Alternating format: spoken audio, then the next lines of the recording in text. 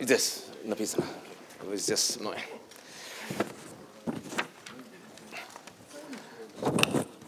Well, thank you for your patience. We have a good amount of time. We'll be able to get to a bunch of questions. As you see, our panel today is in or out the countries in between Russia and Europe. And as you see, we have Russia, we have Europe, and we have in between. So we should be able to cover the landscape. We're going to talk a little bit about things like values and aspirations, to what extent these two organizations can cooperate, collaborate, the countries within them, to what extent they are becoming increasingly zero-sum, and how functional they actually are. I'm Ian Bremmer, president of Eurasia Group. I'm going to be chairing the session, as I think you can tell. Allow me to introduce to you, please, my distinguished panel. To my right, and then going down the row, Konstantin Kosachev, the chairman of the Committee of Foreign Affairs of the Federation Council for the Russian Federation. Then we have Commissioner Johannes Hahn, who is in charge of neighborhood and enlargement negotiations for the European Union. We have Prime Minister Pavel Filip, the Prime Minister of the Republic of Moldova, and President Serzh Sargsyan, President of the Republic of Armenia. So, I mean, some people that are very much capable to kick us off addressing this topic. So I'm going to start, if you don't mind, with the President, each of whom are going to be given just under 5 minutes for opening comments. I'm going to be strict around the 5 minut, пожалуйста, не больше. So we have plenty of time for discussion. Please, Mr. President. Спасибо.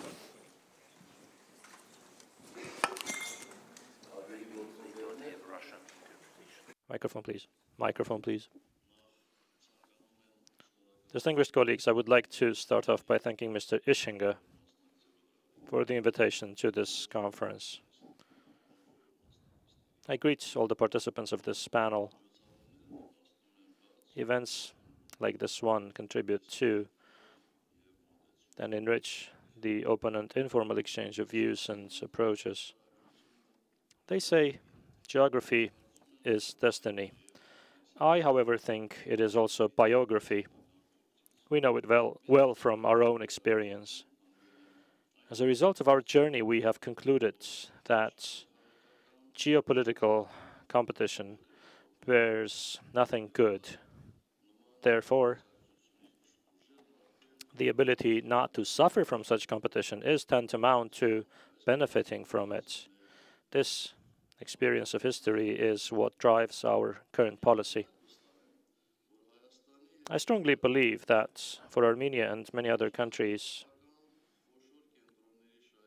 being at the intersection of interests of the greater geopolitical powers is both a challenge and an opportunity. When these powers collide, the interests of small nations sometimes get overlooked. Therefore, it is our objective to incessantly transform this challenge into an opportunity through cooperation and combining of interests. The Helsinki process commenced in the course of the 1970s. It was aimed at consolidating security and cooperation in Europe. I believe that the solidarity and coexistence of nations in dignity and equality have been the promises that remain valid today. The commitments undertaken in the framework of the OSCE should indeed dwell from Vancouver to Vladivostok. The 10 principles of the Helsinki Final Act are an integral whole. None of them should be disjointed from or contrasted to the others. The same can be said about all the other commitments negotiated in the framework of the OSCE.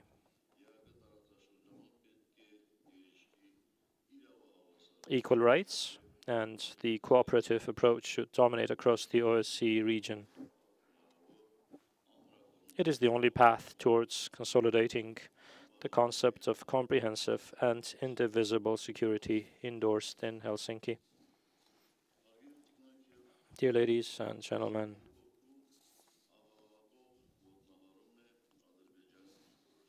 Azerbaijan's position regarding the Nagorno-Karabakh issue is a flagrant violation of the Helsinki spirit.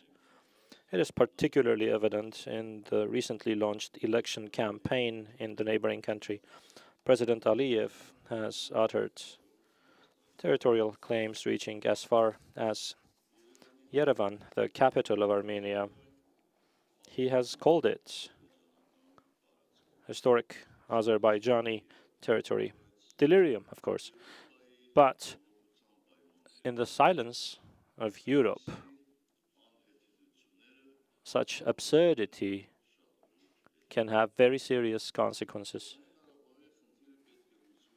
The Nagorno-Karabakh issue must be resolved as soon as possible and by peaceful means.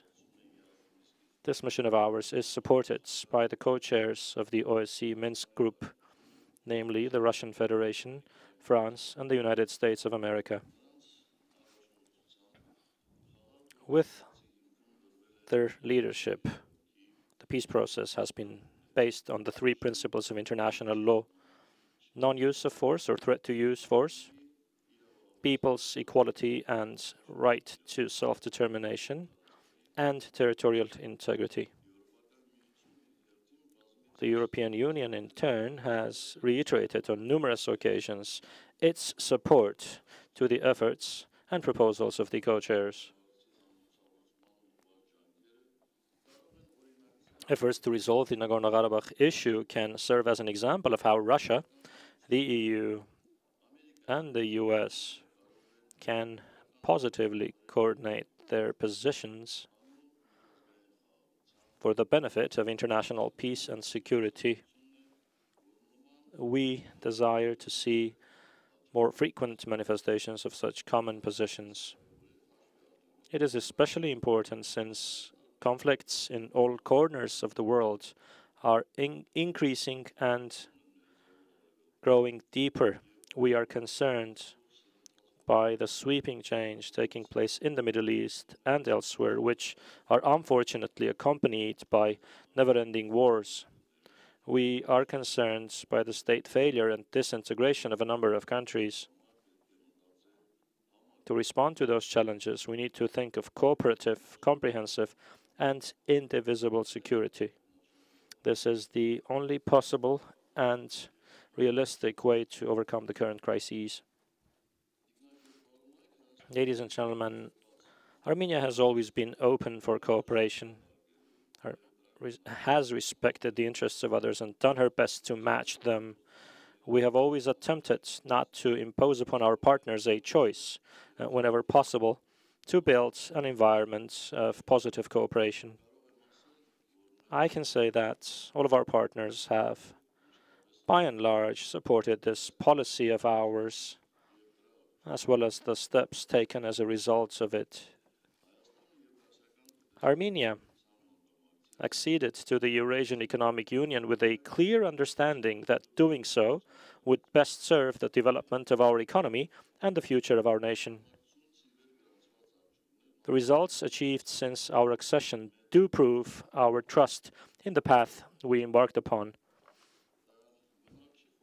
Meanwhile, it has in no shape or way impeded our cooperation with the European Union, especially in the areas of institutional reforms and modernization. Our cooperation with the European Union has been elevated to a new level with the recent signing of the Comprehensive and Enhanced Partnership Agreement.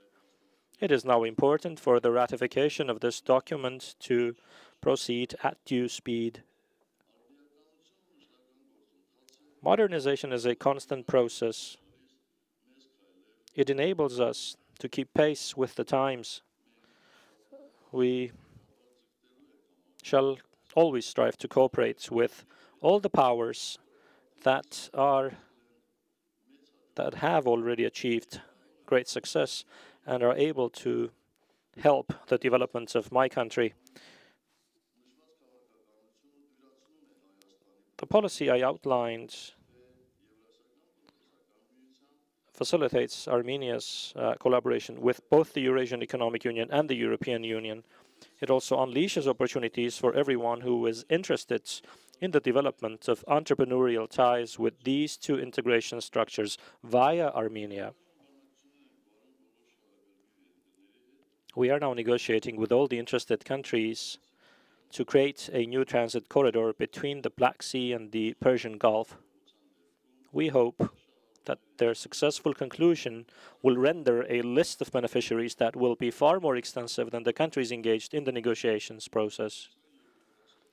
In my view, collaboration of the member states of the Eurasian Economic Union and the European Union in both bilateral and multilateral settings is consistent with our shared interests and our economic advancement.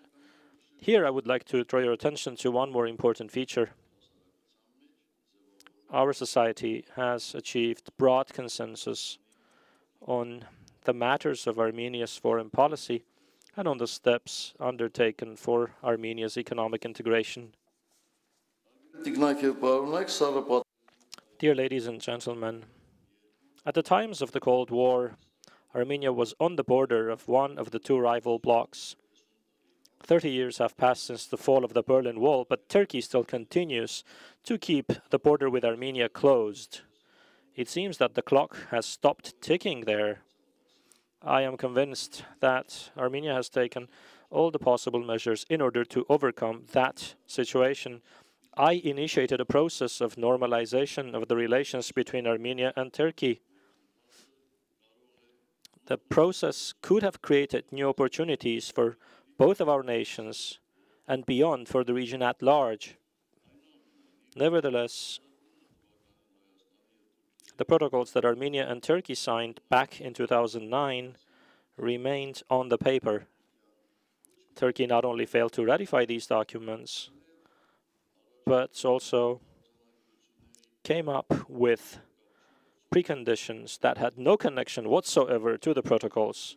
It was nothing but a failure to take advantage of the historic opportunity. Did Azerbaijan obstruct Turkey on its way to establish relations with Armenia, as many people have been trying to convince us? No, it has not. The main obstacle has been the lack of political will on the part of the Turkish leadership. I believe you are aware that many representatives of the Armenian diaspora were not too happy about that decision of ours. It was natural, as they are successors of genocide survivors and of survivors of homeland dispossession. I traveled around the globe back then.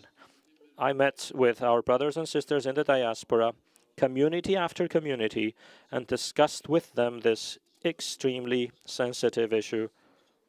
Have the Turkish leaders displayed similar political will? Have they been in any way faithful to the commitments to which they had signed up? We cannot wait eternally for Turkey's response. The protocols were negotiated under the existing circumstances. If Turkey desires to await other circumstances and only then to ratify the protocols, then it is profoundly mistaken. Under potential new circumstances, a new document would need to be negotiated. Armenia does not resort to the language of preconditions, but equally Armenia shall never accept preconditions put forth by anyone. Dear ladies and gentlemen, a brilliant son and statesman of the French nation, Charles de Gaulle, outlined a vision of united Europe from the Atlantic to the Urals, a vision of united Europe. And I think it is the most accurate response to the question put forth for the discussion of this panel. I strongly believe that the fruits of mutually beneficial and inclusive cooperation will best serve to bringing the European nations together and to ensuring their prosperity. This is the position adopted by Armenia, and we stand ready to further contribute to the realization of this objective. Thank you.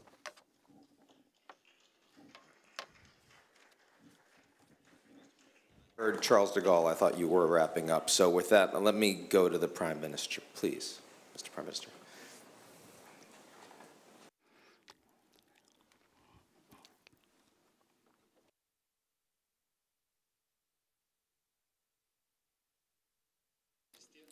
Dear ladies and gentlemen, first of all, I would like to express my gratitude to the organizers for putting on the agenda of this conference the situation in Eastern Europe.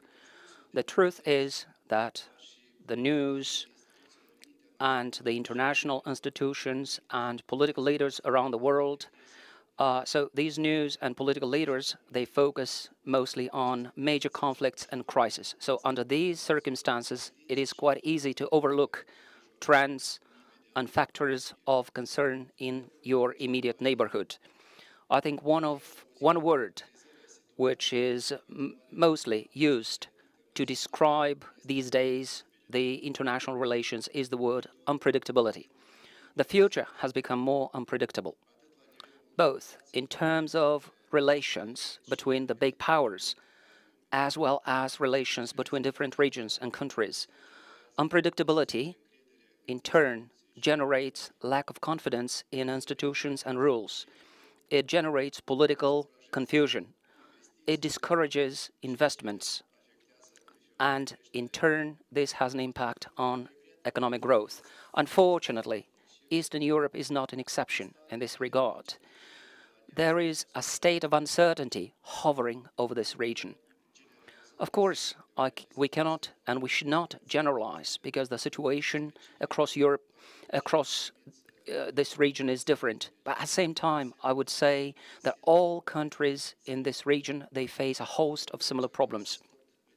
I will try to highlight three types, or rather three categories of problems. The first category includes domestic problems or domestic issues. Those are issues related to structural reforms, building democratic institutions, fight against corruption, poverty reduction, the modernization of infrastructure. Progress differs from one country to the next, but I think there is space for better in all these countries. Second category of problems.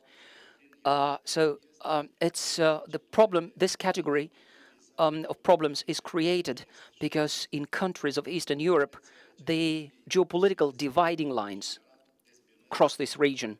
And because of the geopolitical dividing lines, these lines have created social divisions, profound social divisions and violent conflicts in some of these countries.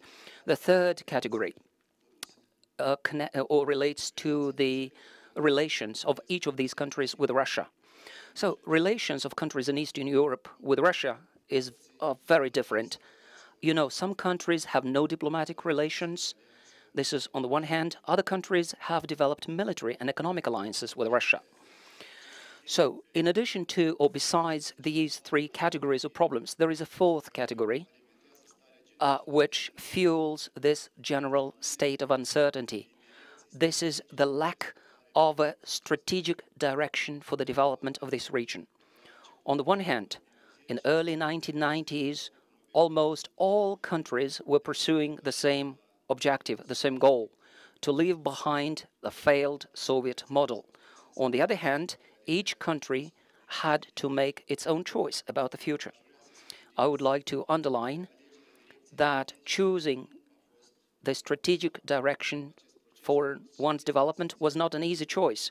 This process is accompanied by internal struggles, but also there are attempts of external influence.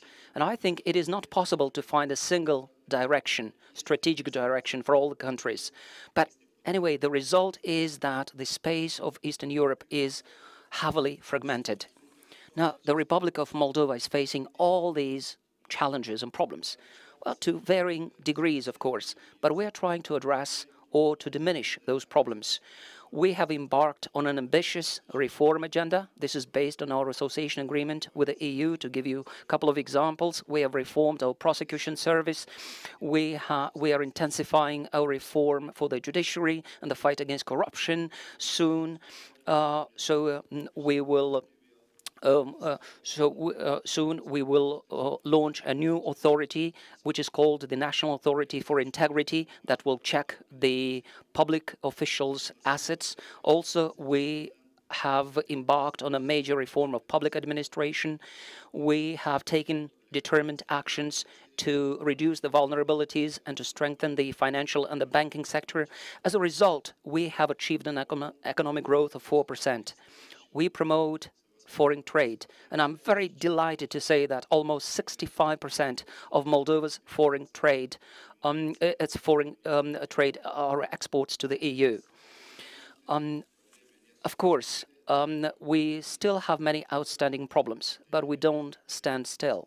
We work actively with our development partners, and I would like to assure you that we are engaged in a very open dialogue. We discuss all of our concerns in a direct manner.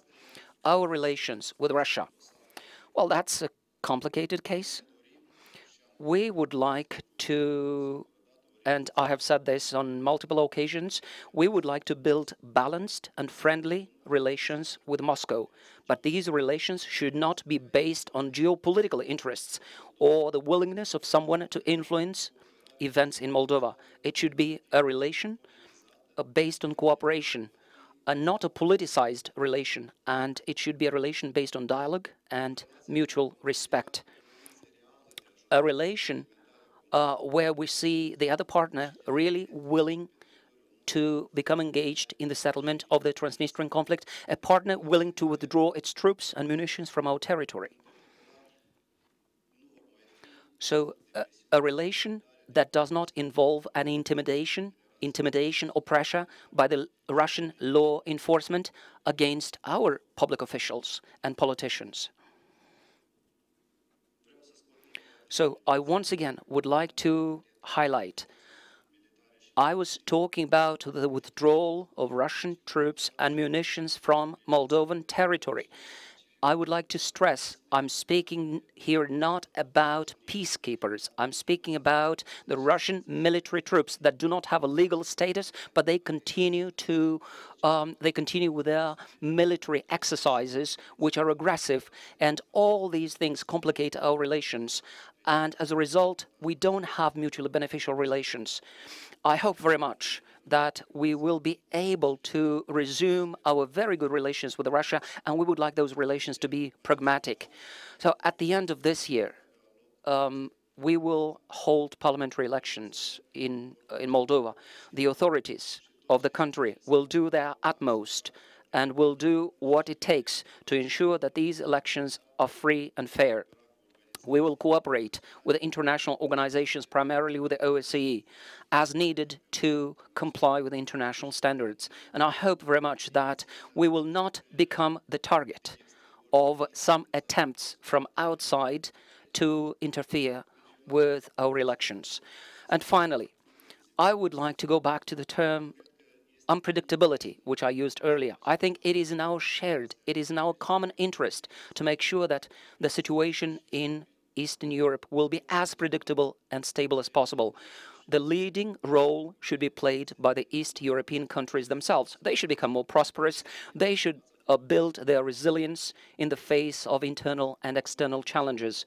However, a huge positive contribution can be made by the major players. The United States of America has always played a role in promoting security and cooperation in Europe, and I hope that this American commitment will not diminish. And in particular, I would like now to refer to the European Union. Such actors like the EU may help to identify the strategic direction for the development and modernization of the whole region. Some steps have already been taken in this direction.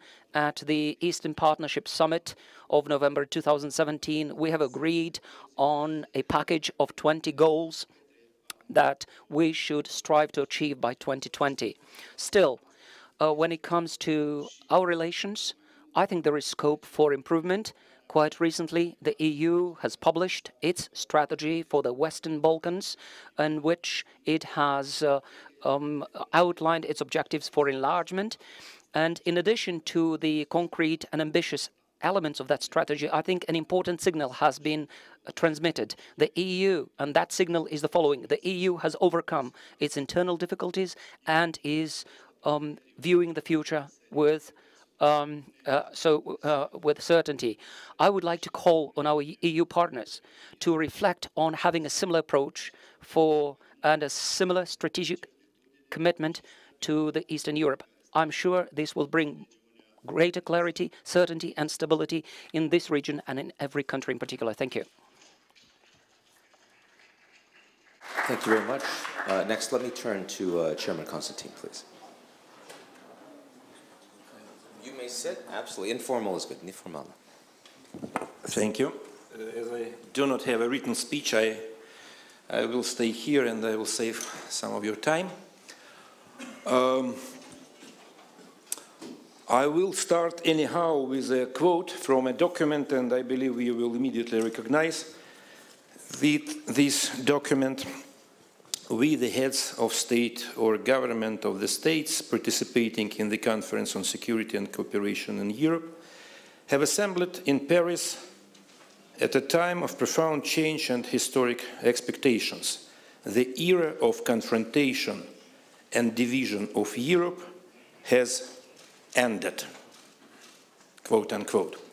This is from the Paris Charter from November 1990, signed by 33 major European states, the Soviet Union at that moment included, the United States of America, and Canada. If you would check the topic of our discussion today, which is about countries in between Russia and Europe, this is as far as possible from the spirit and the wording of the Paris Charter. Yes, Europe is strongly divided, but no, I cannot accept the wording of our topic describing Europe like Europe somewhere and Russia somewhere else outside of Europe. Russia is Europe. Coming back to the Paris Charter, because we need to understand why the development went wrong the last 27 or 28 years.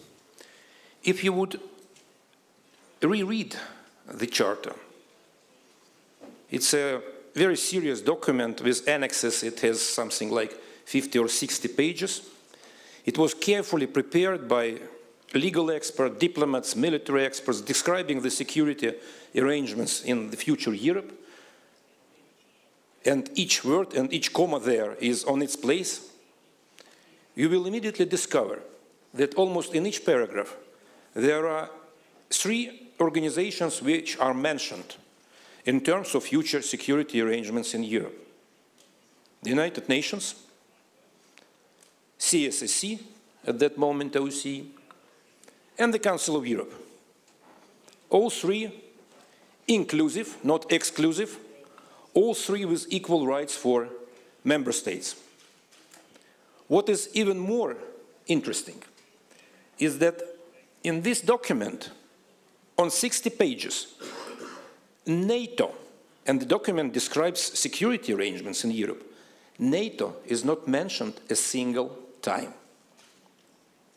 The European Union is mentioned there just once in a division describing trade relations between European countries as an organization which would facilitate trade arrangements between the European countries.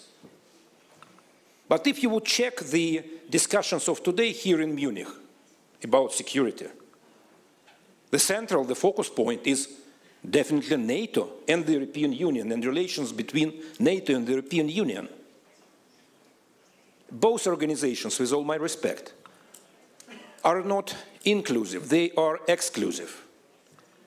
And probably each and every country in Central and Eastern Europe is provided a chance to join these organizations, but certainly with one exception, and this exception is Russia.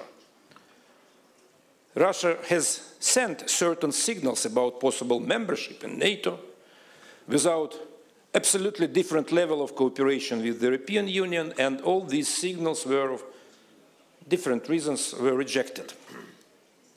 And Russia is being kept outside, and countries in between are being put in a very difficult and completely wrong situation of a choice. Either you are with us in the West, in the European Union, in NATO, or you are with Russia. And this is a completely wrong question. And we definitely would prefer to keep us to the spirit and the wording of the Paris Charter. And this is not our fault, and this is not our responsibility that the developments in Europe went completely wrong. Once I had a chance to discuss this Paris Charter with a high-ranked American diplomat at that moment who participated in the drafting of the Paris Charter. And I asked him, look, you see how the state of affairs now is different from the Paris Charter. How come? And suddenly he answered, look, we never meant seriously when we drafted this Paris Charter. Yes, we were trying to satisfy you Russians. We were finding good words and pleasant formulas. But of course, we meant to keep NATO. We won the Cold War. And of course, we wanted to keep NATO as an extremely good instrument which allowed us, made it possible for us to win the Cold War, and which will continue to secure our life in the future as well. And this is how, by keeping NATO, by keeping the European Union with its enlarged responsibility in the field of, in the area of security, I mean countries which belong to these two organizations, continue to divide Europe, and you continue to divide security, which is global. Russia is not a threat. We have common threats, and these threats are quite obvious. It's about terrorism, it's about proliferation, it's about drugs coming to our streets from Afghanistan with a NATO operation there, absolutely inefficient operation. We are all affected by all these threats, but we do not cooperate on them. Afghanistan, I believe that the Collective Security Treaty Organization has the best ever expertise on Afghanistan. And this organization has made repeated proposals to NATO to start cooperation on Afghanistan, sorry. No reply. No reply. We do not have this cooperation. Our cooperation, due to the events in Ukraine, but our cooperation in security area, combating terrorism and all that stuff, is frozen by a decision of NATO. It's frozen. You know, at the edge of this crisis in Ukraine, I have 1 minute.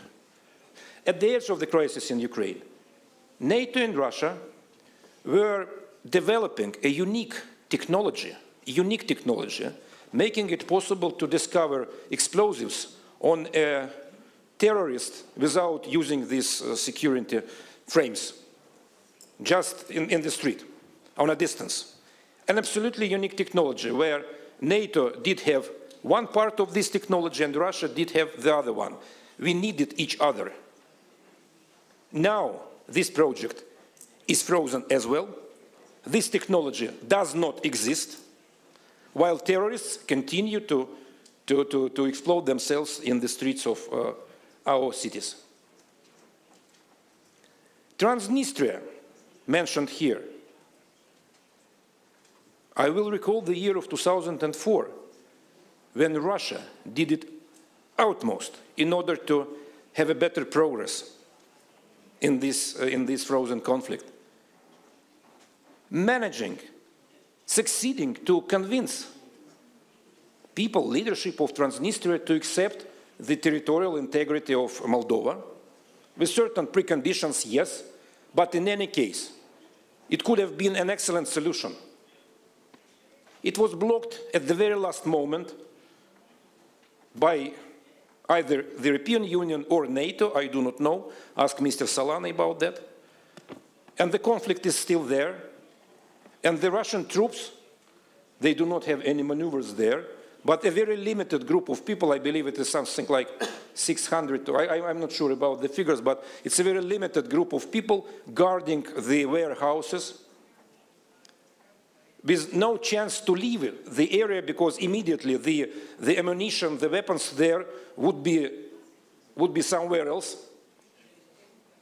Would be somewhere else, not in Moldova, but not in Russia, but somewhere else in the terrorist groups, no doubt about that. So we do take our part of responsibility. We would have preferred to have this conflict solved for many years ago.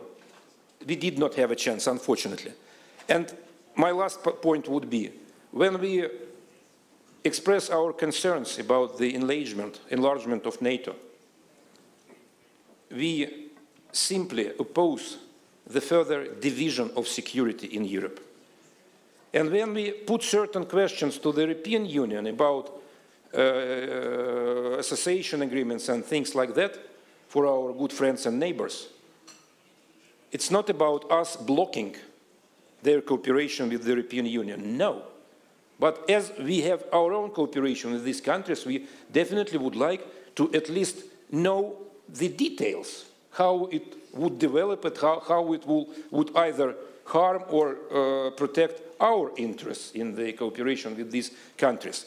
We are all the time rejected. The latest crisis in Ukraine, repeatedly, we asked the European Union to have consultations with Russia involved about the cessation of Ukraine with the European Union. The European Union answered no. This is a bilateral deal between the European Union and Ukraine, nothing to do with Russia.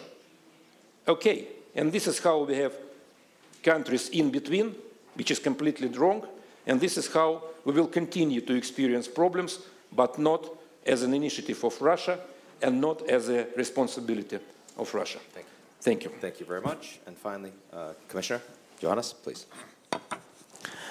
Thank you very much. Honestly, my intention is to deal with the present and the future, but only a few remarks to Mr. Kosachev. First, if I'm not wrong, there was once an invitation to Russia in the early 90s to join NATO, and there was also a clear statement by Russia never join the European Union because perceives themselves as a bloc in itself, which is okay. This is exactly what we respect. There is no problem. But this paper of 1990, more the fact 1990 reminds me and reminds us how dynamic and energetic this European soft power is, because in 1990 we were exactly 12 members. Now we are 28, 27, maybe in a few years again more. And we are doing so because all of them who have joined the Union did it voluntarily. All of them wanted to join the Union. And this was exactly the result, because people believe the European model gives them the opportunity to have more peace, to have more stability, to have more prosperity. And actually this is still our aim. I'm always saying, as a Commissioner for Enlargement, I'm not waking up in the morning looking at the map and identifying still some countries in and around Europe which are not yet members, and then I'm calling the Prime Minister, wouldn't it be a good idea to join us? No, it's always the other way around. And it's fine, and it's so to say, expression of appreciation what we are doing, what we have achieved. And coming back to the countries in the Eastern Neighbourhood, there is simply a strategic rationale why we are doing this. And by the way, the same applies for the Southern Neighbourhood. Prime Minister Filip said there is a lack of strategic direction. At least, I have to say, not on our side. For us, for me, it's clear there is a kind of vision, and the vision is to have a belt of prosperity around Europe. What we would like to see are nations, are countries where there's peace, there's stability, ideally democracy, where people can pursue their own interests, their own, so to say, ideas, because this is, has been proven in history the best way to have a society where people are satisfied, where people are happy, where people are staying and are not felt forced to migrate.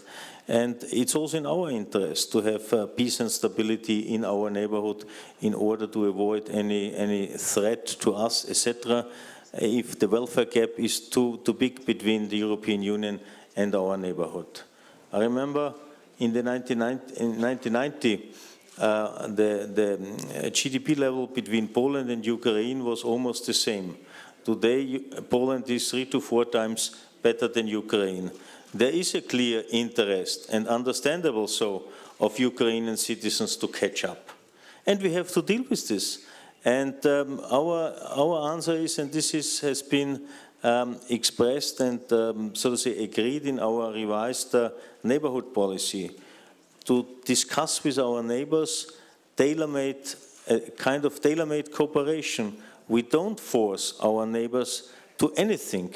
It's up to our neighbors to define, so to say, how to cooperate with us. And of course, we have also our interests, and then we have to see how we can, in the best suited way, match the interests of our neighbors with our interests. And there are clearly some of our neighbors who have expressed a more, so to say, concrete and closer relationship, others a less closer one, if you like, a more balanced one. Some had not the opportunity to decide totally openly how they would organize themselves. Anyhow, we have always responded in a very open, constructive and partnership-oriented manner. 3 of our neighboring countries have opted a very close cooperation. This is the so-called association agreement, a deep and comprehensive free trade agreement. Indeed, it's a bilateral agreement, but when there was a request by Russia to look into their problems, I think we negotiated almost 2 years, but we never received concrete points of problems, technical problems. So at a certain moment, things have finished because we have to go ahead. But there was again and again openness to find solutions, to work together, to discuss, to sit down and to sort out things. But it depends if there is real an interest to figure out things where people believe there are technical problems. If it's about political problems, this is something different. But once again, our interest, and I think our colleagues can confirm, we are not interested in any way to expand our territories. What we would like to see is good neighborly relations, not only with our neighbors, but also with the neighbors of our neighbors, because this is what counts. And may I say, there is not exclusiveness. Take as an example Armenia. Armenia is member of the Eurasian Union and has asked for a contractual agreement with the European Union. And we have looked into it, and we have identified areas of cooperation, and finally we have signed a treaty contract a couple of months ago at the margin of the Eastern Partnership Summit. So it is possible. It is possible if we are, so to say, looking for a constructive solution. Then a lot is possible and achievable. And the same applies finally for others. But in order to streamline our cooperation with our partners, also there are very different interests. We had our biannual Eastern Partnership Summit only 3 months ago in Brussels, for the first time in Brussels, and not somewhere in a country of the European Union close to our eastern neighbors, particular to demonstrate that all the 28 member states are very much interested in the situation of our eastern neighborhood, not only so those who are immediately bordering. And we have identified 20 concrete deliverables which we would like to achieve in the next couple of years, which gives people, citizens, the opportunity to be better connected to Europe, to utilize the opportunities Europe is offering. But what we are offering, we offer also to the neighbors of our neighbors. But you have to be interested. If this is not the case, it's a pity, but the doors are still open. We are very much interested on a fruitful, so to say, future-oriented, result-oriented kind of cooperation, but this means a minimum of confidence, of trust, and also the respect, for instance, of territorial sovereignty, which is one of our fundamentals in the European Union. Thank you. Thank you very much. I will take questions from the audience. We'll have, I believe, cards going through if you want to write them down, or I'll get some hands in a bit. But let me jump in, and I want to start reverse order, because I think it's pretty clear to everyone here that the state of affairs, as we just heard them from the panel, is less than entirely satisfactory between Germany and Russia. Is that a fair point? And so, I mean, let me start by asking something maybe a little more aspirational and nice, which is to you, Commissioner. If you were to look at the Eurasian Economic Union today, is there anything that you could point to that you'd say the Europeans could learn from, that they could take from that would be constructive and positive? I mean, we have our own system. We are ready to cooperate. But I think first and foremost, if it's about, so say, the Eurasian Union, we have supported Russia a lot. I remember very well to join WTO. And finally, it happened. But I have to say, immediately after, so say, the joining to WTO, rules have been breached. And what we would like to see is respect of WTO regulations, which is the basis of international trade. And I think this would be the baseline for any further, so to say, activities and engagement. But once again, we are always interested in any kind of cooperation with anybody around the world. We are living in a multipolarized society, global society, and therefore we should have an interest to work together. And as a soft power, we have always an interest to work together, because this is our strength, this is our, so to say, experience. And once again, there are open doors, but one has to see what is possible, where are the common denominators, what is achievable. So is the answer nothing, then? No, for the time being, it's not a topic. So then I guess the question's to you, Mr. Chair, because, you know, as you heard from the Commissioner, it's up to the Europeans to decide where they want to go. They're not pushing anyone, but the perspective clearly is that nothing useful to take from the Eurasian Economic Union. Therefore, everyone should be voting with their feet towards Europe. Is that part of the problem from your perspective? And how do the Russians respond constructively to that? Well, first, I would like to use the situation with Armenia as an excellent example of how we may handle problems appearing. This is a very good experience. But this is the first experience ever, because the position, the approach of the European Union previously was unfortunately different. I found an open document issued by the European Commission and published on the 20th of March 2013, immediately before the Ukrainian crisis started to emerge. It's a document called the European Neighbourhood Policy, moving ahead to a stronger partnership. Paragraph 94 in your document from 2013. The emergence of the Eurasian Union between the Russian Federation, Belarus, and Kazakhstan has changed the landscape.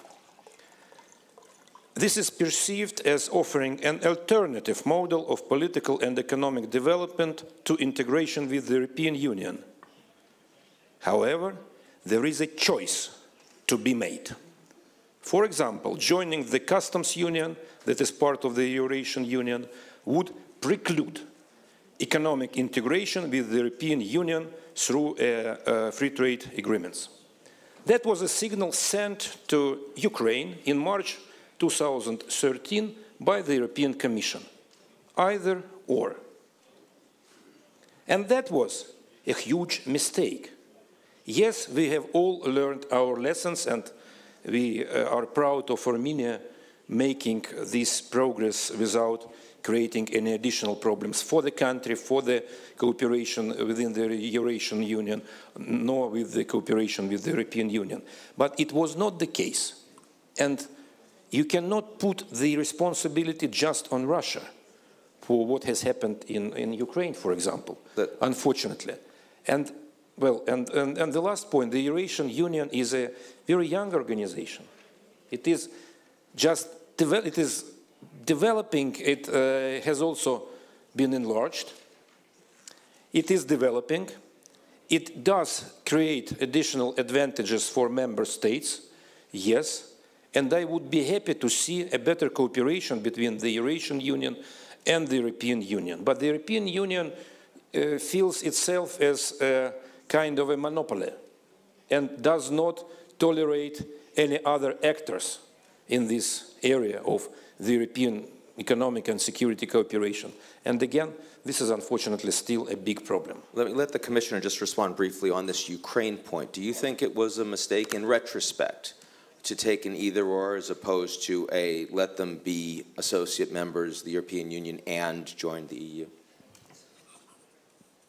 Actually, I was not acting at that time, and we are all learning bodies. But I think the Armenian example again is or the Armenian case is an example that, of course, we have to identify areas of cooperation if a country has a contractual agreement with another, so to say, international structure. Therefore, not everything is possible because one has to respect the contractual agreement with other partners. And therefore, the agreement between the European Union and Armenia has a different character, different topic, different content than, for instance, deep and comprehensive free trade agreements. This has to be analyzed. It took us almost 2 years to identify the different areas where we can have a kind of cooperation, and on basis of that we have found a solution, and this could again serve as a baseline for others, and I understand something similar happened with Kazakhstan. Thank you. Mr. Prime Minister, let me ask you, over the course of the past 10 years, we've seen in this region between Germany and Russia that the economics, of course, have been moving much more closely towards the gravitational pull of a much larger market in the West. On the other hand, recently the politics of many of these countries have been slipping or moving proactively towards Russia. Does this make it harder for Moldova to accomplish your both economic and geopolitical goals, or does it create more opportunities?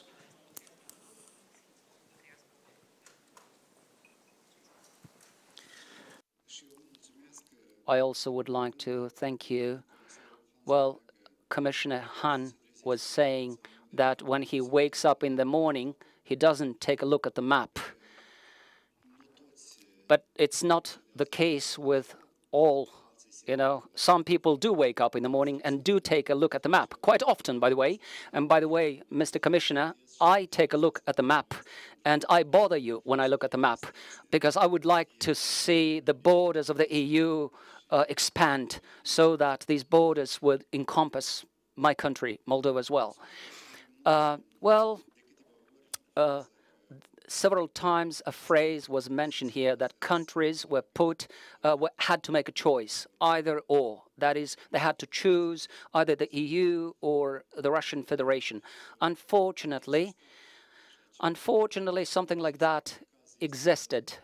This is the case of Moldova. So Moldova is a case in point, because all the issues that have arisen in our trade relations with Russia. So these problems have arisen as soon as Moldova signed an association agreement with the EU, even though we are still a member of the Commonwealth of Independent States, and we have a free trade agreement among the CIS member states. And under this free trade area or agreement, so no taxes, no customs duties should apply to goods. But Russia, in spite of that, Russia still applies duties, customs duties to imports from Moldova. The Russian market has been almost completely shut for Moldovan wine exports. So I'm not saying that this was a bad thing. Not necessarily a bad thing. I try to put a positive spin on things, you know, because after Russia imposed the first embargo on our wine exports, the quality of Moldovan wines has shot up dramatically. Today, these days, Moldova exports almost all of its wines to the EU, but not only. So our producers have reoriented themselves, and now the main market for Moldovan products is the EU market. At the same time, I hope very much, and our Minister of Foreign Affairs today met with the Russian Foreign Minister. So we would like to develop pragmatic relations with Russia, because I don't want our trade relations to be politicized. But unfortunately, this happened. This happened every time. This happened again and again. And by the way, Mr. Kosachev was speaking about Transnistria. Indeed, in 2004, there was an attempt by the then government to reach an agreement on the status of that region. But we have to talk about the details. So that agreement provided for making Moldova a federation, and that agreement provided for a veto right for Transnistria. So basically, this would have meant that our decision-making process would have been stuck. So it was necessary to have some more discussions. And it's not 600 Russian military in Transnistria, Mr. Kosachev, it's 1,200. Which are guarding these munitions. There are 21,000 tons of munitions in Transnistria, and you don't have to stay there for years and to stay and guard those munitions. Wouldn't it be easier for you to remove those munitions, take them back home to Russia, and not keep troops? And the Ukrainians offered a corridor for you to withdraw your munitions and your weaponry. Thank you. Before I go to him, the President has been very patient. Let me ask you, Mr. President, on the one hand, you're the poster boy for success on this panel. Everyone's pointing to you as the model. But of course, back in 2013, Armenia had dumped their association agreement with the EU, and now creating a new partnership. And I'm wondering, was there buyer's remorse? Was it Russian pressure? Has life changed? Is this the new model? I mean, take that however you'd like it. You see, framing the question in this way is quite strange, because we've always said that we have always been open and candid with our partners, especially with respect to the integration processes. When we launched our talks with the European Union, our Russian partners, allies, were aware of it. And our European partners were aware that we were also negotiating with the Eurasian Economic Union, back then the Customs Union, for accession to it. We saw it possible. And when the both principle was replaced with the either-or principle, we could not sign such an agreement. It wasn't us thumping the signature of the association agreement. It was the EU that did not want to sign an agreement with us. We even proposed signing a part of the association agreement, the political part, if that were possible, but our European partners told us it wasn't. But only weeks later, with Ukraine, they signed an agreement of the type that we had been proposing for us. We understood all too well Armenia's possibilities and Ukraine's possibilities, Armenia's role versus Ukraine's role, but nonetheless, it was awkward, it was strange to us, so we never refused to sign such an agreement. And thankfully, not too long thereafter, the European Union took a decision, and that decision was endorsed at the Riga summit. The decision was of a tailor-made approach. Under the tailor-made approach, we succeeded in signing a document with the EU. Now, I would like to once again highlight that we did not conduct secret negotiations with anyone. We did not take decisions under anyone's pressure. And as I said, our historic experience had taught us that trying to gain temporary benefits from conflicts leads to great tragedies. We have been through such a tragedy, and we would not like these tragedies to reoccur, to repeat. I'll take a question first, right here in the front, and then we'll get one in the back. If you could just name yourself first and tell me who it's addressed to. Yes, thank you very much, Michael Gahler, member of the European Parliament. I would like to challenge this notion that we are putting, as EU, our neighbors for a pro-EU or pro-Russia alternative. I think, first of all, the countries themselves, they make up their mind whether at all they would like to lean westward or eastward, and that is the difference with Moscow, we accept their decisions. So if I told it Mr. Lavrov in the morning, I mean, if Azerbaijan says we don't want to sign anything deep and comprehensive with the EU and look for some trade issues, okay. If Belarus doesn't want to engage to a comprehensive extent, okay, and we look what we can do. And we have 3 who wanted the more comprehensive thing and were punished for that territorially or even before. And Armenia is indeed this in-between case where we prove, first of all, that we do not overcharge a partner, but we accept that they are in the Eurasian Union, and below this level that would collide with our union trade-wise, below this threshold, so to say, we do what is possible in the association part. I think, and in the given circumstances, we know where Armenia is situated, that you have issues with Azerbaijan unresolved, and we know where Moscow is situated and what they actually indicated. So I'm not blaming Armenia at all for what it did. I think we have managed definitely to arrange things according a tailor-made thing, as it was said. So please, I would wish that on the Russian side that this is recognized, and ask yourself whether you are really excluded. I mean, I sometimes think if history had just been the other way around, and after the war we would have had a strong dictatorship.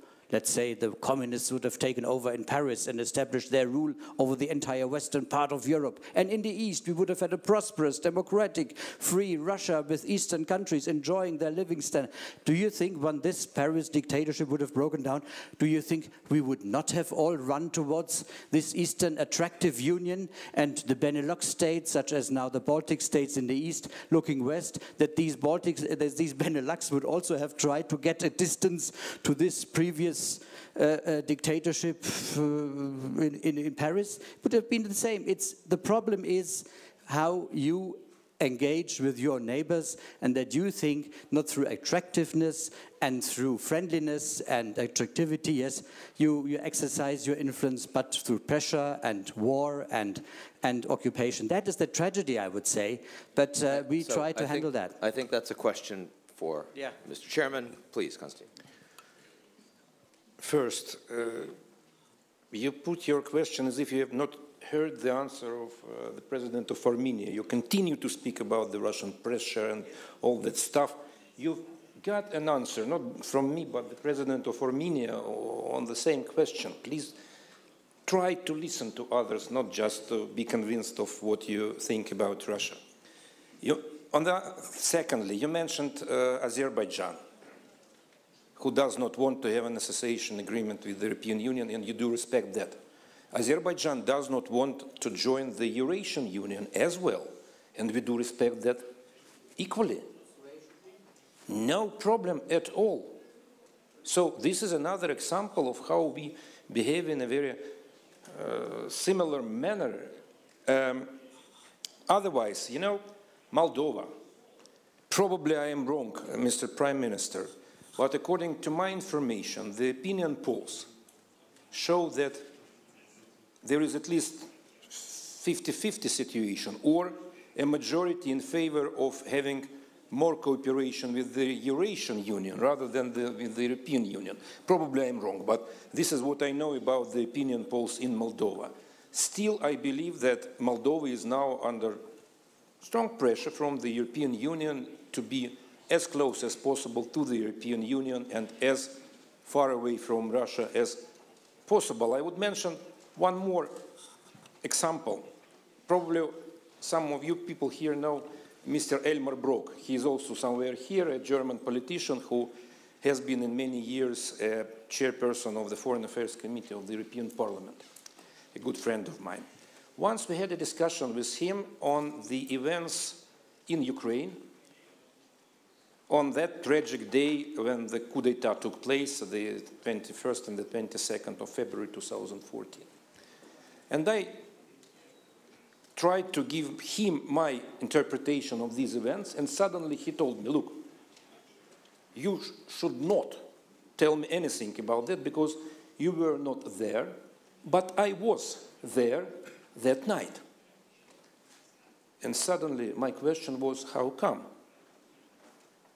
Ukraine does not belong to the European Union, and still the chairperson of the Foreign Affairs Committee of the European Parliament is there inside, not any Russian politician, but him and many other European politicians, as well as many other American politicians, and Victoria Nuland, who is also somewhere here, were present there, setting strongest possible pressure on Ukrainian authorities to move the way Ukraine have moved finally, unfortunately. So I would not accept the idea of Russia setting extreme pressure on its neighbors and the European Union being white and gentle.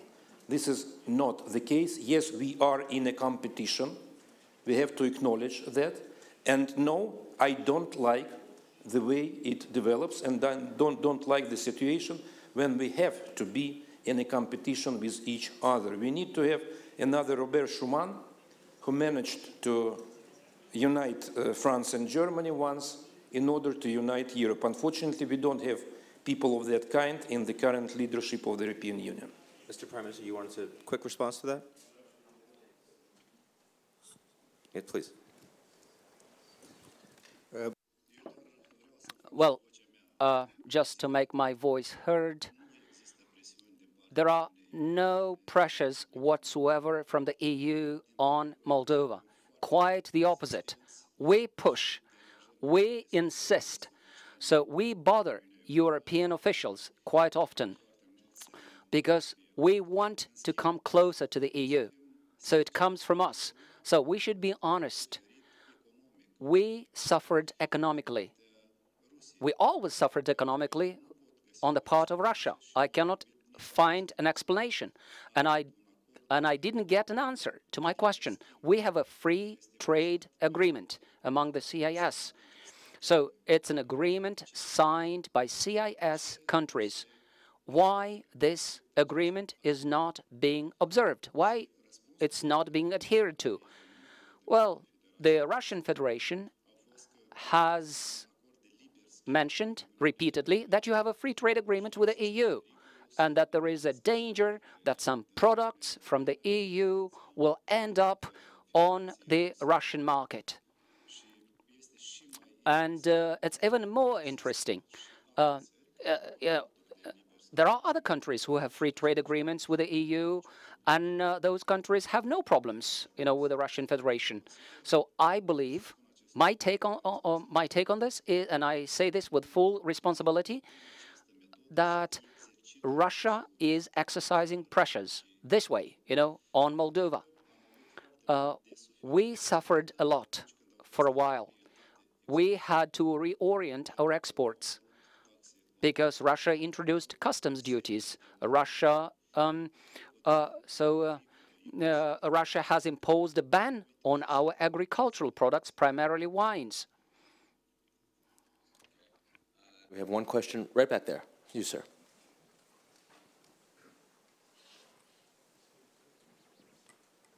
Thank you, Mr. Moderator. My name is Sadi Jafarov. I'm the first secretary of the Embassy of Azerbaijan in Germany, and my question will be addressed to President Sargsyan. Mr. President, what do you think? In the South Caucasus, we have now regional development projects. And are you finding that Armenia today is outside those projects, especially the projects in the field of energy and transport? And with this in mind, I want to touch another issue that if there was no conflict between Armenia and Azerbaijan, and if the territories of Azerbaijan were not under the occupation by Armenia, and if there was no policy of ethnic cleansing of Armenia against Azerbaijan, then probably today Armenia could have benefited from those projects. And that's like a two-part question is okay. Yes. Not a three-part question. Yeah, this is only a two-part question. I'm sorry for that. But be quick. Yeah, And here I have to mention that me personally, I have roots from Karabakh.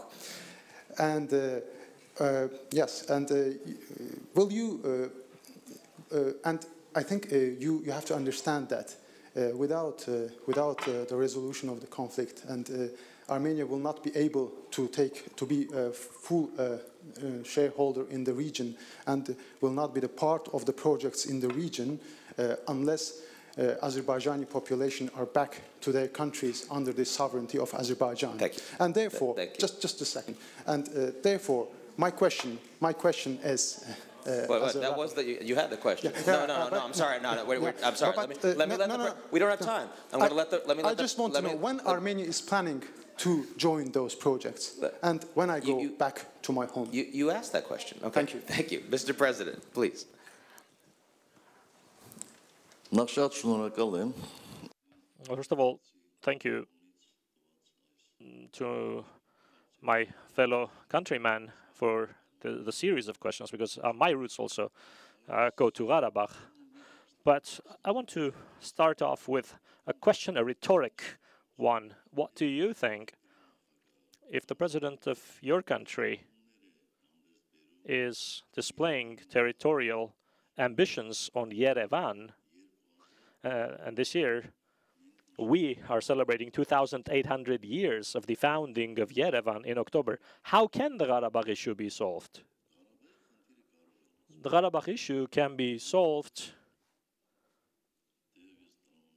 and you, although I doubt a bit, can go back to Karabakh or the nearby regions only and only if the leadership of your country sober up and give up on their unrealistic expectations as to the outcome of the negotiations. You want to live freely, you want to live in Karabakh.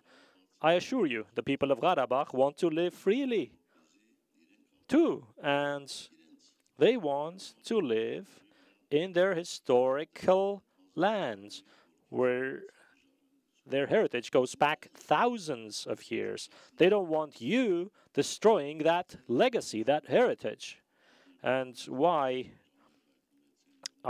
did a few regions of Azerbaijan end up under the control of the self-defense forces of Karabakh? You know that very well.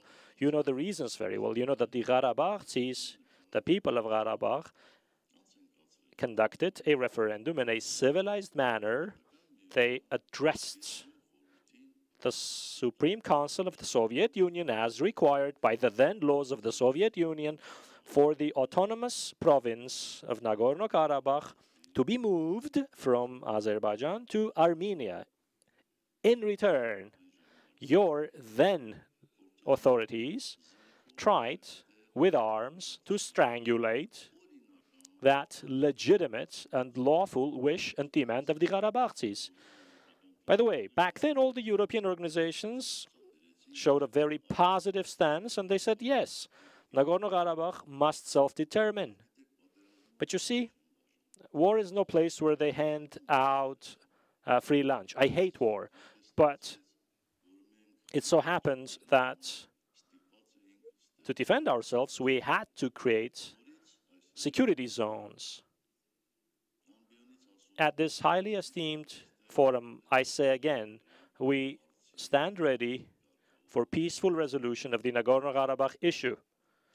If you demonstrate reason, I'm not talking about the people, I'm talking about the leadership of Azerbaijan. If you demonstrate common sense and you really sit down at a genuine table of negotiations so we understand that this issue can be solved only and only through mutual concessions. I do not want to tax the time of the participants, but it's time to sober up. Yerevan has 2,800 years of history. The Armenian people have been living in our historical land for at least 5,000 years. Azerbaijan and the other peoples who, God knows when, started to identify themselves cannot break the will of the Armenian people. Thank you for your series of questions. Thank you very much.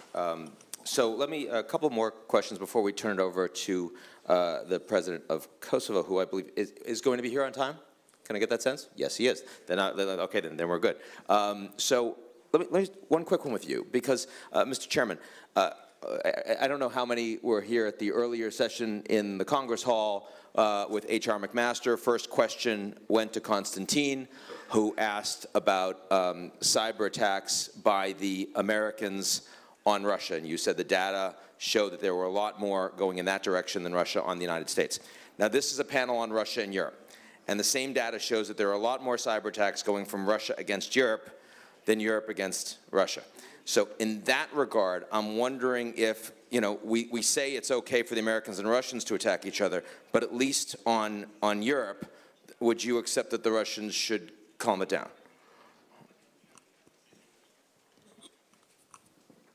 I'm not aware about this data. Please provide me with this data, because I'm not aware of that. Russia as a state... It's the same report, by the way. Russia as a state is definitely not involved in any hacking attacks or cyber wars. This is not our policy. Definitely not. Each country may have hackers being active on its territory. It's number one. Secondly, as far as I can see, it's extremely easy to fake the traces and to present the situation as if it were a certain country so being the Russians responsible. Could be faking the American attacks on Russia. That is possible. Everything is possible, okay. You know? Everything is possible as long as evidence is not provided. Since the first accusations against Russia, what is it, 1.5 years, now for the first time ever, we have one evidence of 13 individuals representing a commercial enterprise being blamed for certain cyber attacks. Okay, it's fine with me. At least we have some evidence to be checked up. We have not received any official information on that yet. We will be happy to receive it in order to check it. Because, you know, for me, it's a genius invention of those who wanted to hit Russia, to start accusing Russia of cyber attacks, because this is an area where nobody understands nothing and where you can accuse anybody without providing evidence. It's about cyberspace, and I do not believe that we have more than 2 or 3 people here who understand what this is about. So this is an excellent invention. I applaud people who have invented that, but I believe that this is a very dirty game aimed at containing Russia in all areas, this area included. Well, since you were the one that asked the question, I figured I should ask you. But let me, now we got to be quick in the last three, but I'm going to go to each. So, Mr. Commissioner, we've talked a lot about the European model as opposed to the Russian model. But since I just asked Konstantin the question of intervention, the Europeans certainly recently have been claiming that the Russians have been directly intervening into European elections, and there have also been issues with European industry, as the No Petya, for example. What do you say as a representative of the EU that how can you move forward constructively with the Russians as a consequence of those accusations? Yeah, first, if I'm right in mind, based of our fake news, I think 75% of all these cyber attacks can be traced back to the, let's say, Russian territory. Of course, more I can't say, but okay, let's leave it. Once again, I think my understanding is we are not in a competition in the economic field with Russia. I think there's a lot of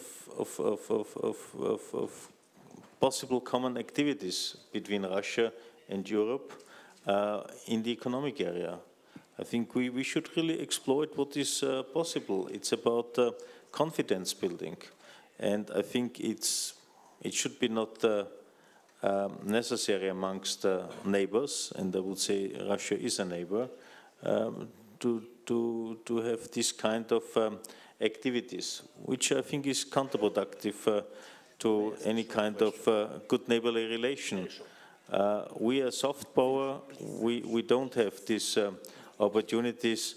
He becomes nervous, but once again, the doors are open, it's up to you to use it. Okay, you said very short, just, Konstantin. You mentioned that Russia is a neighbor. Is Russia Europe? Is Russia not Europe? That is a short question. Yes. Okay, fair enough.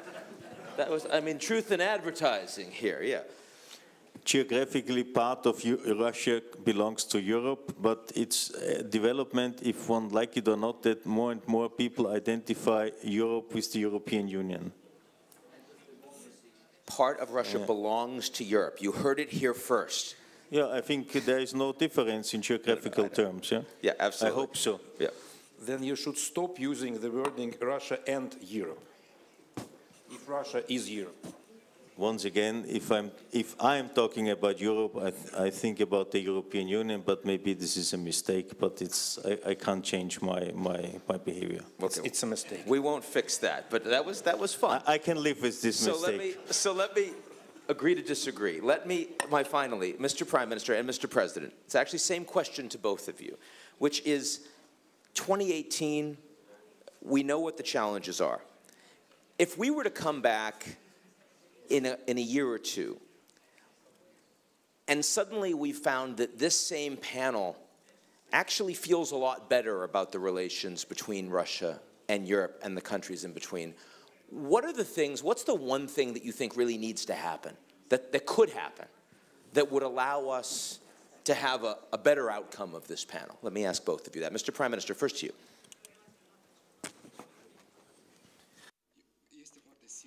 Very simple to answer this question. We should go back to pragmatic relations. Relations based on reason and based on mutual respect, as should be the relations between two states. It doesn't matter that one country is large and the other one is small, geographically and population-wise. Mutual respect. It should be the cornerstone of relations among states.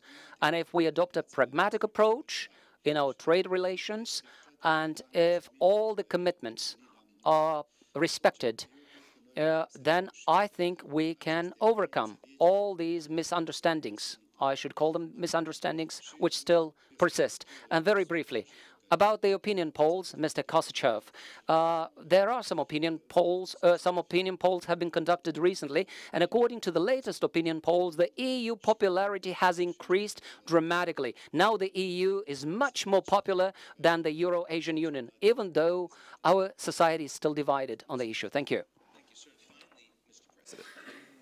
And I believe, and I'm convinced, that these discussions will happen in a year and in 2 years. But if I come to another panel like this one, I will say aloud and I will be convinced that the Russia, US, and Europe relationship, EU relationship, has become very constructive if they all want to help us solve the Nagorno-Karabakh issue. That would be, to me, a very important circumstance. This is, as I said, a rare matter on which the United States, the EU, and Russia come together, and this would be the evidence. This would be the proof to Armenians, to Azerbaijanis, and to the rest of the world. Yeah, now, so I mean, you have more opportunities. There's no question. I am aware that our opportunities are growing by the year because the world is slowly, apparently, starting to understand how tolerant the Armenians are and what a difficult geopolitical situation we are in. Our problem is not just with Azerbaijan. Our problem is with Turkey's unequivocal support for Azerbaijan. And I must say, Azerbaijan's complacency about Armenia being isolated is a myth. It's not the case. And if Armenia were isolated, Armenia would not have a higher average salary than Azerbaijan, having all that oil and gas and stuff. I could come up with some more indicators, but I'm confident that we cannot be isolated. Okay, so everyone please, first of all, if you join me in thanking the panel for that.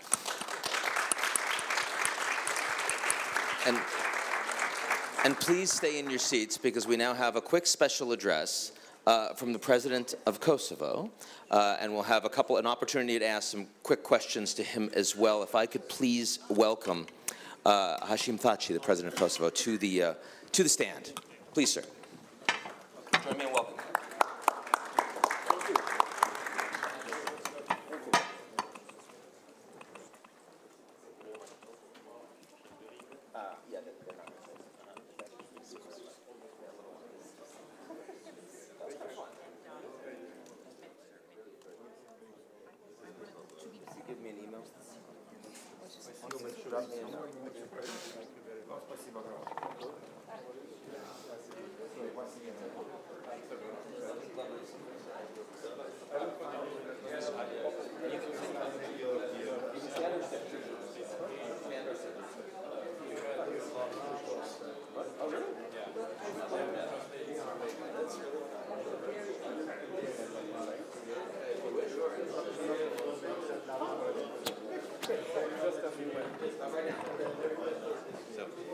Okay, everyone, if I could please, I don't want to miss any time.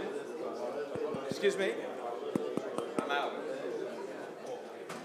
Hello? Hello? Are we on? Are we on? Yes. Okay, if everyone could please take your seats, because we're a little tight for time.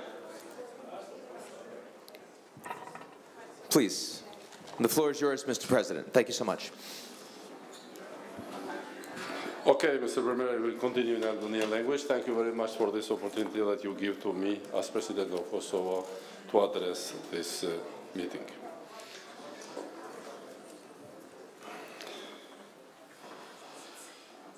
Sot jam jashtëzakonisht I privilegjuar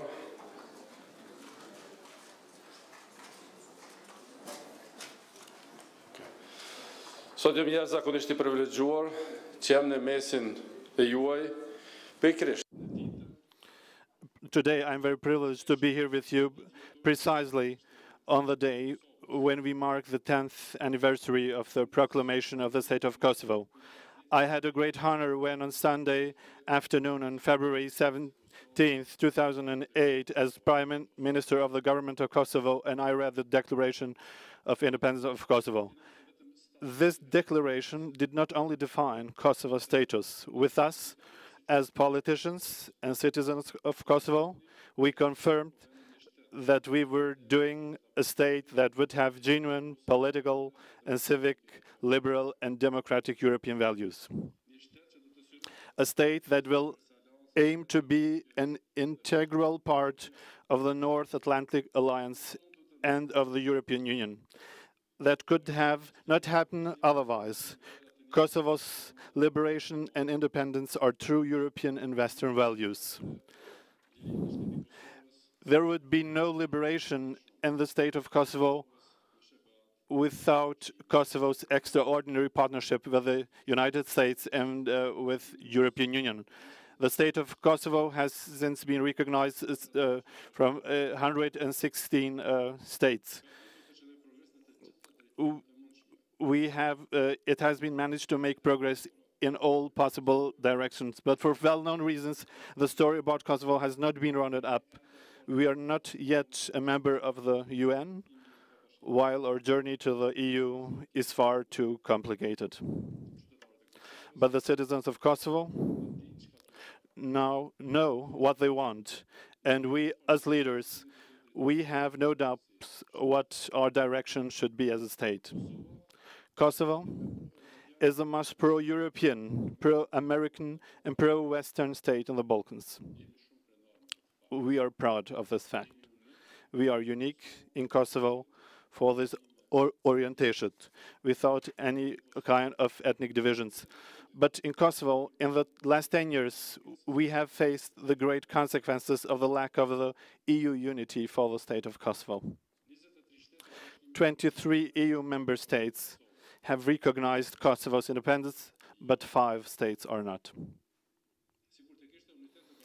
If there were a unity in the EU for Kosovo, as if the EU had spoken with one voice, with a stand for Kosovo, I'm convinced that the state of Kosovo would be a more sustainable and stable country. Also, I'm sure within the case it would be had full normal, also the Balkans as a region. Also, I'm sure that in this case, we would have full normalized relations with Serbia, which would be beneficial for Kosovo, Serbia, and the whole region. With an EU unity about Kosovo, with a greater EU determination to integrate the last 6 Western Balkan states into the EU, I'm convinced that today we would not have to deal with this subject, which links to the stagnations in the EU enlargement process with the obvious progress of the Russian factor in these parts of Europe. But let's look ahead and show a political and diplomatic determination that could exploit a new momentum that is being created in these parts of the Balkans, with the EU enlargement strategy announced just a few days later. In this context, we as Kosovo are committed to ending and to determine the dialogue with Serbia, to make the legally binding agreement with Kosovo and Serbia, which would enter into the unprecedented period in our common history, good neighborly relations and reconciliation, and even friendship in a common European future. We do not have time to lose, neither we nor Serbia. We in Kosovo won this year and wished the successful epilogue of this dialogue, which has been legally, and which by legally binding agreement will be a tremendous achievement for us, for the whole region and for Europe as a whole. Kosovo is ready to take final step in this direction because we know that this great deal with Serbia will be the ultimate guarantee for the success of peace and stability in these parts of Europe. Moreover, this agreement will be the most European act in this region for years, if not longer. Thank you so much. Thank you for your attention.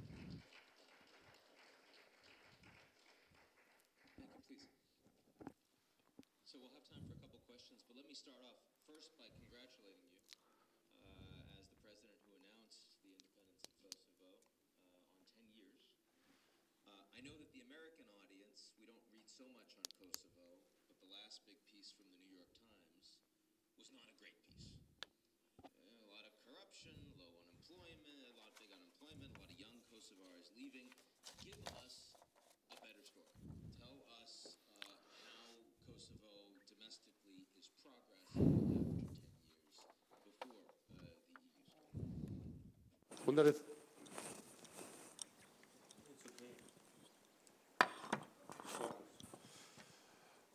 Ne vlerësojmë çdo opinion të prezantuar për Kosovën, por them me përgjegjësi të plotë. Historia e Kosovës është histori e suksesit, edhe vendor, edhe ndërkombëtar. Edhe bashkimit, edhe vendor e Kosovës, edhe bashkimit evropian, edhe Shtetet e Bashkuara të Amerikës dhe vendet e tjera. Ne jemi njohur nga 160. The Kosovo is a story of success. It's a story of success, and the Kosovo has been recognized by 116 states.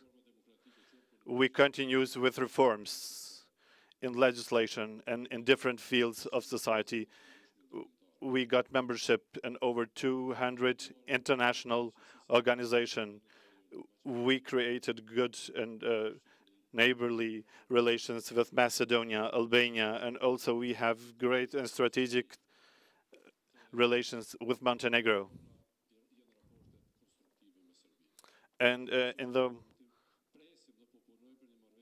this time, as more than ever, we have a very constructive, and we are waiting for determination of the normalization of the relation between Kosovo and Serbia.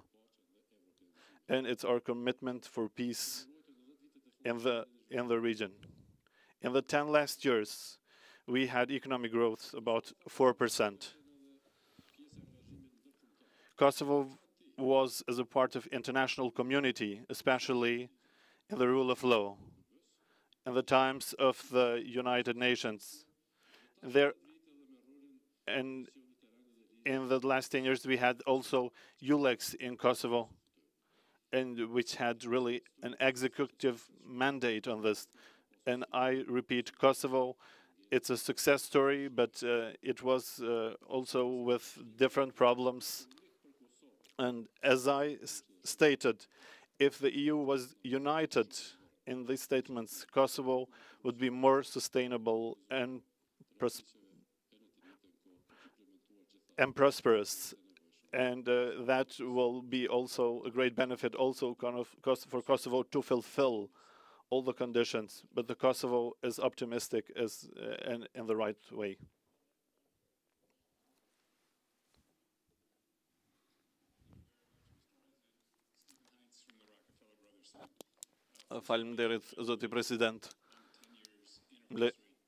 It is an extraordinary accomplishment. I wonder if you could give us an assessment of the situation in Mitrovica and the north of Kosovo, please. Thank you very much. Thank you very much for your question. The situation in the north of Mitrovica was not better as it is in the last 20 years. And it happened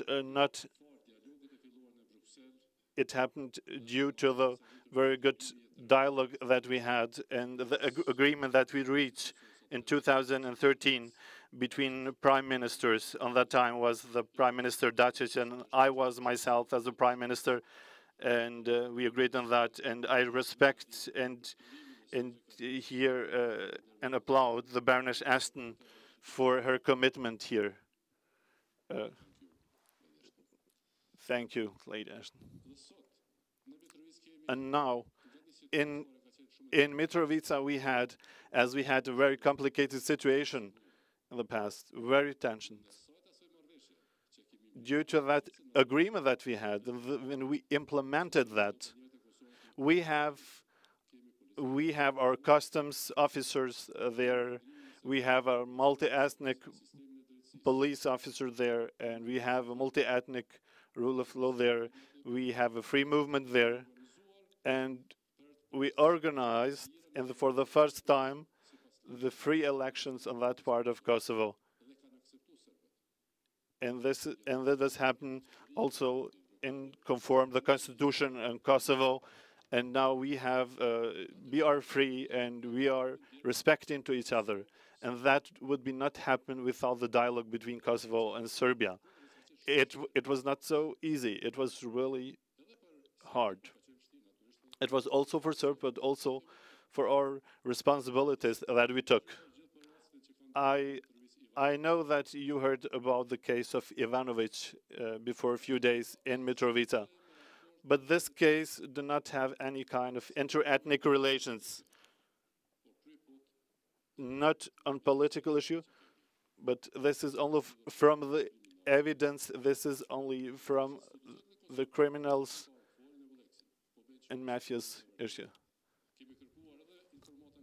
We asked also for information from Serbia, and I contacted also with President Vučić, and he came there and sent very constructive messages.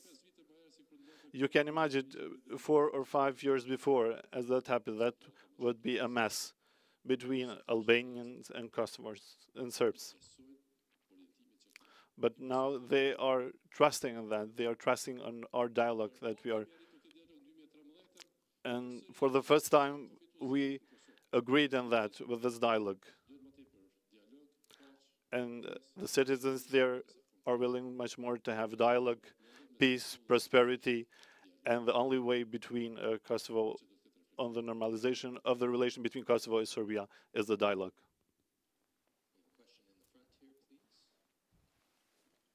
Please, Frank. My phone is ringing. You should definitely tell them to hold. Maybe it's President Ahtisaari.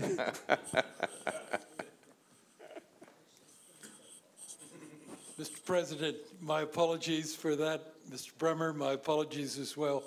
Mr. President, I'd like to join Mr. Heinz, Mr. Bremmer, and truly everyone in this room. The warmest congratulations on this very special day. 10 years, all of us who can look back and worked for the independence of your country can only take pleasure and pride in being with you today on this very special occasion. I'd also like to add a special note of thanks and congratulations to you for the role you've played, for your very able government and what it's accomplished.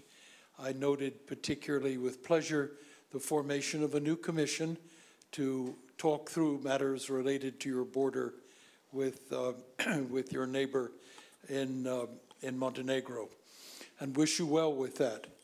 I think also all of us would cheer for you as you continue your work. It's slow and difficult towards long-term membership in the European Union and in NATO. That said, the future is what you're talking about today, and we're excited for you. And at the same time, there are about 30% of your young people who don't have jobs, and that is a hugely depressing fact on your future. As you look to the years ahead, what do you see as Kosovo's best chances for putting your young people to work, educating, skilling them, and getting them into the job market and giving them as much confidence in your future as I happen to have? Përsëri falenderoj shumë nderuari ambasador Wisner për kontributin tuaj sepse ke qenë ekipin udhëheqës për dialogun në procesin e Vienës. Again, I would like to thank you, dear Ambassador Wisner, your contribution also with the President Ahtisaari and the Ambassador Ischinger and Ambassador Rohan. As I stated, we are aware of that we have a lot of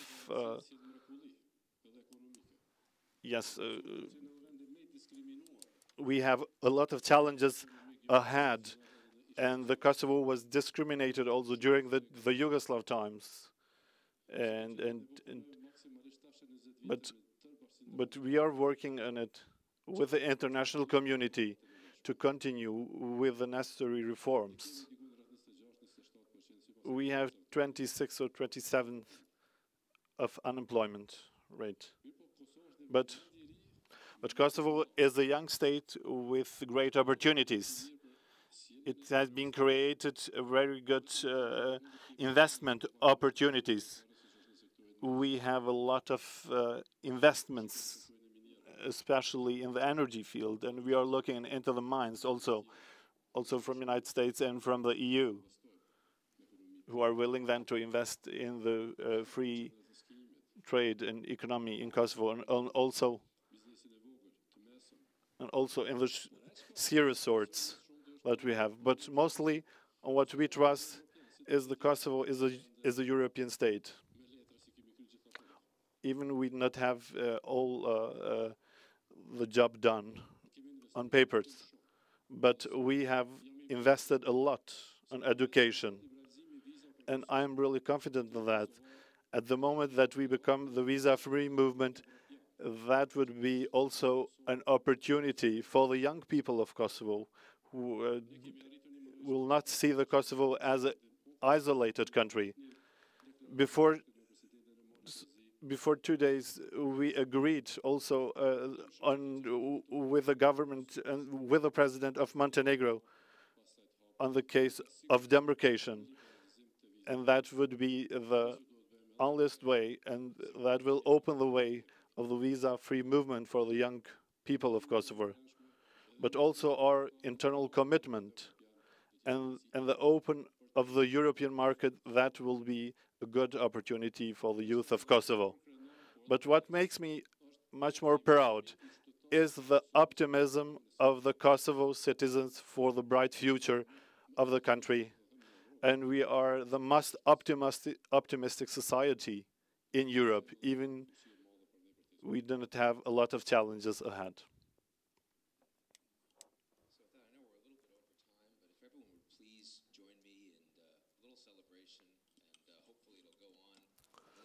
Today for the independence of Mr. President. Thank you very much. I'd love to.